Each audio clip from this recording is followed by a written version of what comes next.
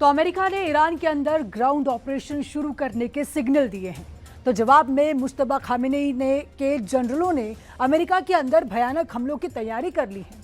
New York post की report के मुताबिक ईरान के 1000 स्लीपर एजेंट कनाडा रूट से अमेरिका में घुसपैठ के लिए तैयार हैं। वहीं ट्रंप से जमीनी लड़ाई शुरू होने से पहले ईरान ने पाताल लोक वाले वॉर सेंटर एक्टिव कर दिए हैं। देखिए,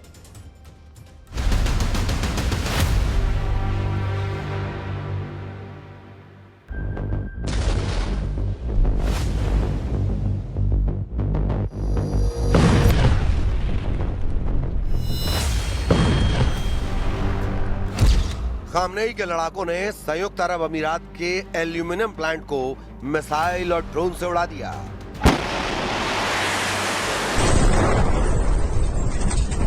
तुल-कद्र की रॉकेट फोर्स ने इजराइल के हाइफा को ड्रोन धमाकों से दहला दिया। ईरान ने विक्ट्री, अरफजान और अल खार्ज में ट्रंप के एयर और ड्रोन अड्डों को फोड़ डाला।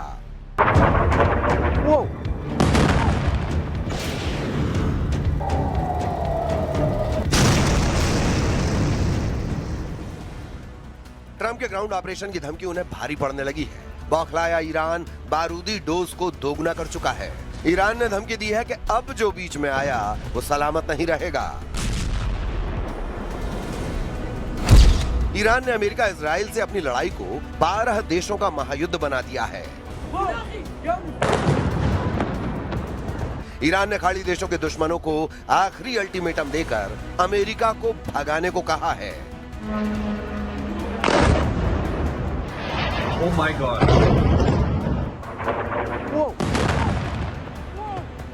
ईरान ने ऐलान कर दिया है कि अगर अमेरिका खाड़ी से नहीं भागा तो 7 अमीरात खाक कर डालेगा। ईरान ने धमकी दी है कि खाड़ी के बादशाहों, राजकुमारों और अमीरों को अब कोई नहीं बचा पाएगा।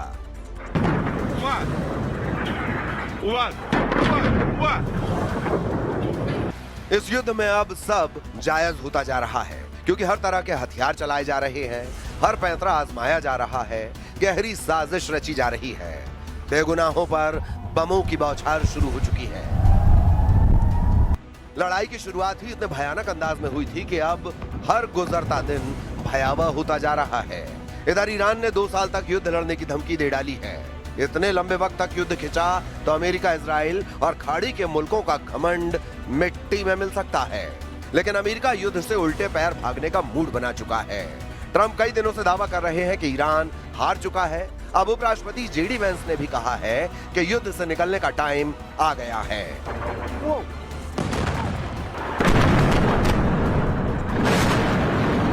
The president's going to keep at it for a little while longer to ensure that once we leave, we don't have to do this again for a very, very long time.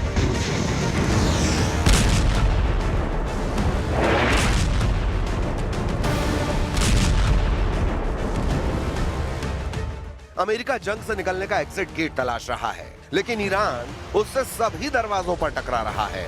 America को back foot पर लाने के लिए Iran ने खाड़ी में उसके अड्डों वाले देशों की तबाही शुरू कर दी है।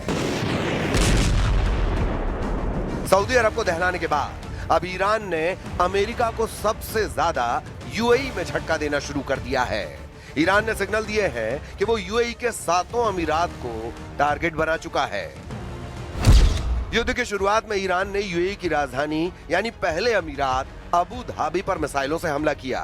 इसके बाद दूसरे अमीरात दुबई के आलीशान बिल्डिंगों, एयरपोर्ट को ईरान ने शाहिद ड्रोन के धमाकों से मटियामेट किया।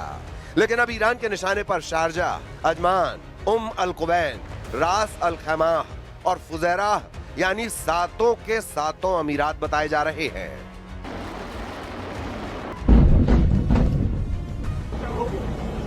ईरान को शक है कि उस पर जमीनी हमले की शुरुआत यूएई कर सकता है। ईरान के जनरल यूएई की ओर से जमीनी हमले किए जाने की खुफिया जानकारी मिलने के बाद से भड़के हुए हैं। इसके अलावा ईरान यूएई से अब्राहम अकॉर्ड की वजह से भी दुश्मनी मानता है। साल 2020 के अब्राहम समझौते के बाद से यूएई की इजराइल से करीबी बढ़ी है, जिससे ईरान संयुक्त अरब अमीरात से खार खाए बैठा हुआ है।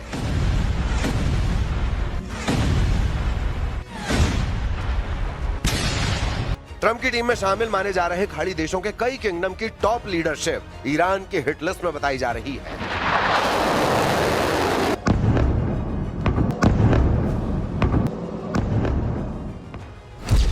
इसमें सबसे ऊपर सऊदी अरब के क्राउन प्रिंस मोहम्मद बिन सलमान हैं, क्योंकि सलमान पर ही ट्रंप को युद्ध के लिए भड़काने के आरोप लगे हैं। दूसरे नंबर पर संयुक्त अरब अमीरात के अमीर शेख मोहम्मद बिन जायद अल नाहयान हैं। ईरान के निशाने पर ओमान के सुल्तान हैथम बिन तारिक अल सईद भी माने जा रहे हैं। इनके बाद ईरान जिन्हें दुश्मनों की फहरिस्त में शामिल कर चुका है, वो कुवैत के अमीर शेख मिशाल अल अहमद अल जबर अल सबाह हैं। ईरान की मिसाइलें और ड्रोन्स ने पूरे अरब वर्ल्ड को वॉर जोन बना डाला है।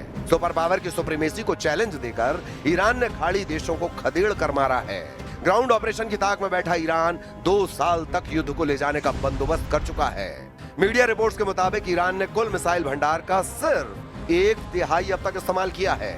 ईरान के मिसाइल सिटी और अंडरग्राउंड नेटवर्क के युद्ध में इस्तेमाल की अब तक जरूरत नहीं महसूस हुई है, लेकिन जिस दिन ये सीक्रेट हथियार फटने लगेंगे तो सुपर पावर सन्न रह जाएगा। ईरान ने पाताल लोक में बनी अपनी मिसाइल सिटी का ट्रेलर रिलीज कर खलबली मचा दी है।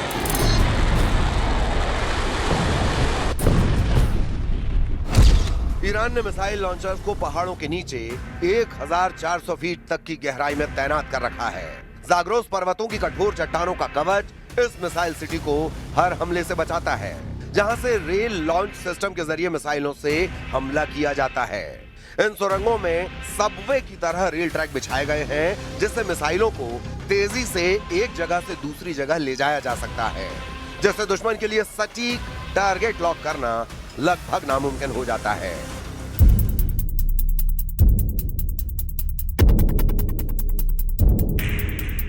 ईरान ने युद्ध के बीच मिसाइल सिस्टम को अलग अलग गुप्त ठिकानों पर फैला दिया है। यही वजह है कि अमेरिका और इजराइल को उन ठिकानों का पता लगाने में बड़ी मुश्किल आ रही है। ईरान के 4 हाईटेक बेस जिनकी लोकेशन से पर्दा उठाया गया है, उनके नाम ये हैं। यज़्द अंडरग्राउंड कॉम्प्लेक्स, जो लगभग 500 मीटर गहराई में बना हाईटेक बेस है। यहां से हाइपरसोनिक मिसाइल लॉन्च होती है। ये AI कनेक्टेड सिस्टम से लैस है। केश्म आइलैंड बेस, फारस की खाड़ी में मौजूद केश्म द्वीप नौसैनिक मिसाइलों और ड्रोन ऑपरेशन का एपिसेंटर बन चुका है, जिससे होर्मुज स्ट्रेट पर नजर रखी जा रही है। कोनेश कैनियन साइट, करमानशाह क्षेत्र में सुरंगों का जाल, जहां कयाम 1 और फतह जैसी मिसाइलें तैनात हैं। यहां से इजराइल और खाड़ी देशों पर कम समय में हमला किया जा रहा है।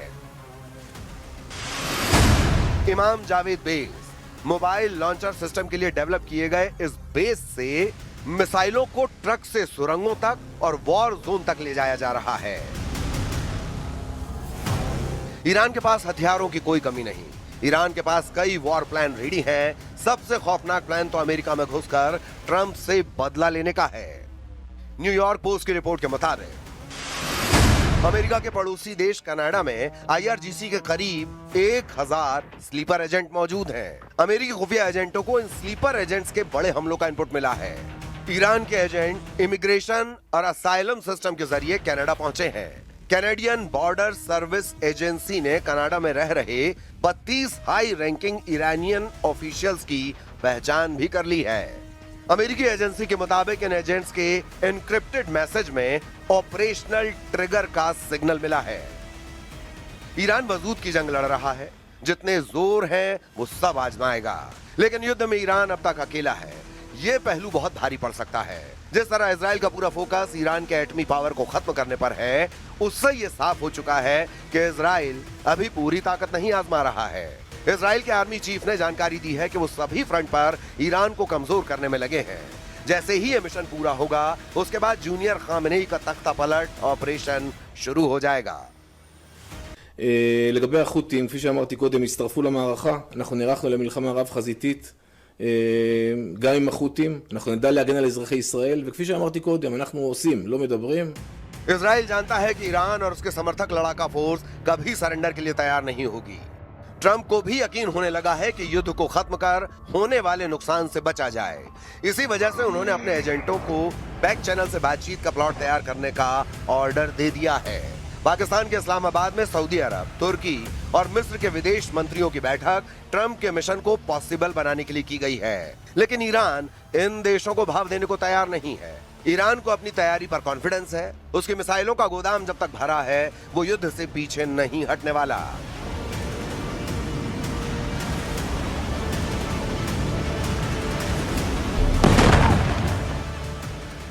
इजराइल पर हुए हमलों में जिन मिसाइलों ने तबाही मचाई है, उनकी लिस्ट देख लीजिए, क्योंकि यही अब तक नेतन्याहू के लिए सबसे बड़ी परेशानी बनी है।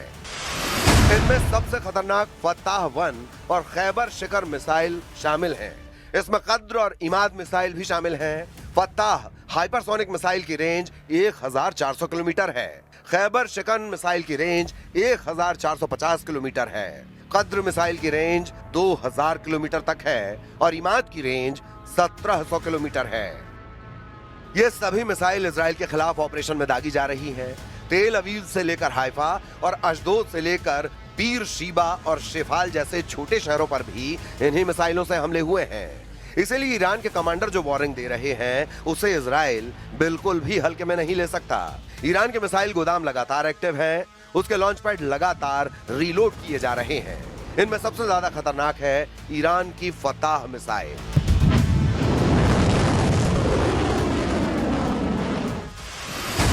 फताह की खासियत है कि यह तेज रफ्तार के साथ अपनी दिशा भी बदलती है, यानी एक ट्रेजेक्टरी में हमला नहीं करती। यह पृथ्वी के वायुमंडल के अंदर और बाहर सभी दिशाओं से गुजर सकती है और जब टारगेट पर हमला करती है तो इसकी रफ्तार इतनी ज्यादा होती है कि दुश्मन का इसे देखना भी मुश्किल है। यह बात नेतन्याहू बहुत अच्छे तरह से जानते हैं। ऐसे में इजराइल में अगला कहां धमाका होगा, कौन सी मिसाइल कहां गिरेगी, इसे लेकर इजराइल के मिसाइल ट्रैकिंग रडार सिस्टम काफी प्रेशर में है। इन सब में खास है अमेरिका का थर्ड मिसाइल डिफेंस सिस्टम, जो पूरे इजराइल को बचाने के लिए तैनात किया गया है। थर्ड 200 किलोमीटर की दूरी तक दुश्मन की किसी भी मिसाइल को मार सकता है। ये 150 किलोमीटर की ऊंचाई तक किसी भी मिसाइल को इंटरसेप्ट कर सकता है। अमेरिका के पास थर्ड की 7 बैटरियां हैं। एक बैटरी में 6 ट्रक माउंटेड लॉन्चर होते हैं। दुश्मन की मिसाइल को रोकने के लिए थर्ड सिस्टम के एक लॉन्चर से एक बार में 8 मिसाइल दागी जा सकती है, यानी पूरी बैटरी में कुल 48 इंटरसेप्टर मिसाइल होती हैं। इसे ऑपरेट करने के लिए 95 सैनिकों की जरूरत होती है।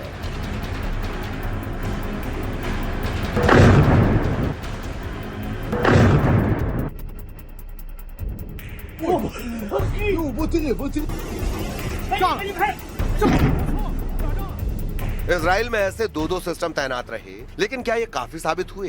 बिल्कुल नहीं। हाइफा और तेल अवीव में गिरती हुई मिसाइलों ने बताया है कि ईरान एक बार में सैकड़ों मिसाइल फायर करने की ताकत रखता है और उनको रोकना ना इजराइल के बस की बात है, ना ही अमेरिका इसमें 100% कामयाब रहा है। अगले 24 घंटे इजराइल के लिए बहुत खतरनाक होने वाले हैं। अगर नेतन्याहू ईरान के लॉन्च पैड वाले अड्डों को तबाह करने में नाकाम रहे तो समझ लीजिए इजराइल और अमेरिका को लगातार बड़े बड़े झटके मिलते रहेंगे। ईरान से युद्ध को लेकर अमेरिका और इजराइल को ऐसे ही सिग्नल लगातार मिल रहे हैं।